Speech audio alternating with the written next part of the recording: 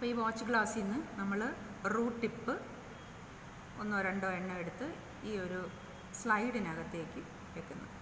നേരത്തെ തന്നെ ഈ ഓണിയൻ്റെ റൂട്ട് മുറിച്ചിട്ടേക്കുന്നതാണ്. അതിൻ്റെ ടിപ്പ് റീജിയൻ മാത്രം കട്ട് ചെയ്തിട്ടാണ് നമ്മളൊരു സ്ലൈഡിനകത്തേക്ക് വെക്കുന്നത്. അതിനകത്തൊരു ഡ്രോപ്പ് വെള്ളവും കൂടെയൊക്കെ വെച്ച് നമ്മളതിനെ ഒന്ന് നോക്കി. ഇതിനകത്തേക്ക് 1 നോർമൽ HCl,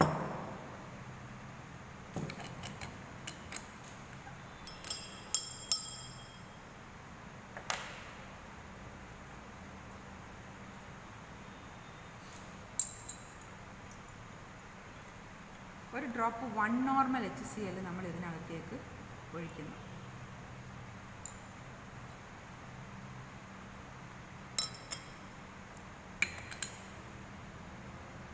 ഈ 1 നോർമൽ HCl ഒഴിച്ചതിന് ശേഷം കുറച്ച് നേരം അങ്ങനെ വെച്ചിരുന്നാലും അത് അതിൻ്റെ സെൽ വോളൊക്കെ ബ്രേക്ക് ചെയ്ത് തുടങ്ങും.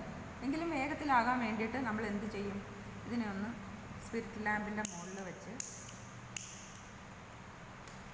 ഒന്ന് ചൂടാക്കും.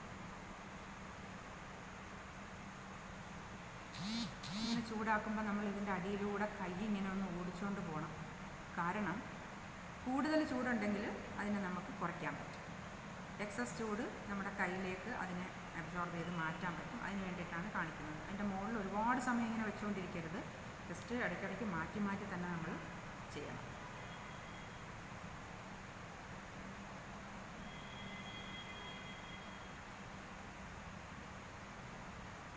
ഏകദേശം മതിയായിട്ടുണ്ട്. നമുക്ക് ചെറിയ രീതിയിൽ ഒന്ന് ചൂടാക്കി സ്പിരിറ്റ് ലാമ്പ് നമ്മൾ മാറ്റി വെച്ചു. അതിനുശേഷം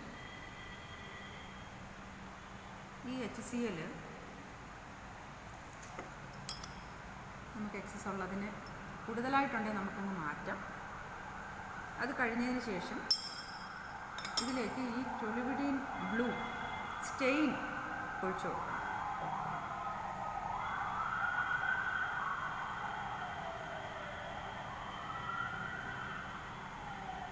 കണ്ടോ, ഒരു 3 ഡ്രോപ്പ് ഒഴിച്ചപ്പോൾ തന്നെ അതിനകത്ത് കാണാം